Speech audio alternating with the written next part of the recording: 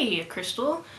I don't even know what day it is at this point, but a couple of weeks ago I read this nifty book right here.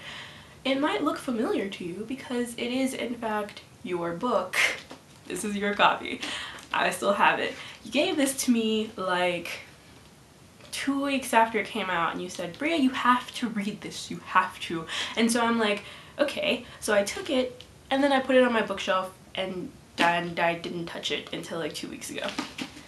You may be wondering why it took me so long to read it, and the simple answer to that question is that I generally try to avoid reading books that deal with the topics of rape, pregnancy, drugs, and terminal disease because I'm a crier. But eventually I picked it up and started reading it for 2 reasons. 1, because it's John Green, and 2, because I was tired of not getting the little things on Tumblr that kept popping up on, you know, my dash. It was annoying. I don't like being out of the loop. So I read it. And it was heartbreaking. Needless to say, heartbreaking. But sometimes you read a book and it fills you with this weird evangelical zeal and you become convinced that the shattered world will never be put back together unless and until all living human beings read this book. And obviously when John Green wrote that quote, he was talking about his own book because it's life-changing. So if you have not read The Fault in Our Stars by John Green, I suggest you go grab a copy and read it immediately. Because after I finished it, I was left with this feeling of just, I don't know, like just bigness. Like I just felt like I just gained like 20 years in my brain or something, and it was an awesome feeling.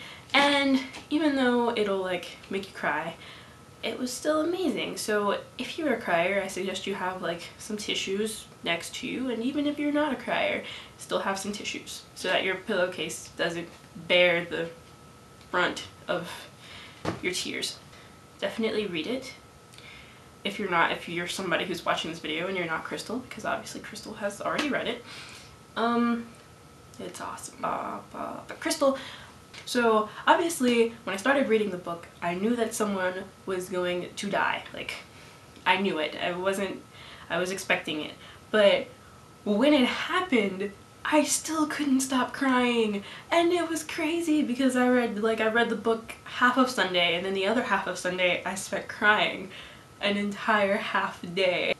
My mind would wander back to it and I would just start. It was really pathetic. And I loved this, and I loved it, and I hated it, and any book that has the power to make you feel such ambiguous feelings is definitely really good. So yeah, go read it if you've never read it. I will be giving this back to you next time I see you because I don't want it in my possession anymore. For 2 reasons. Like, it belongs to you, so obviously I have to give it back, and also because every time I look at it I start crying. How awkward is it if somebody's in my room and suddenly I look at The Fault in Our Stars and I just start crying, because then I look even crazier than I am. So you can have it back.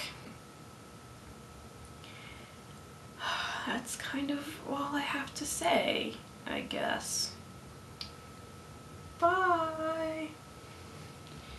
Bye. Bye.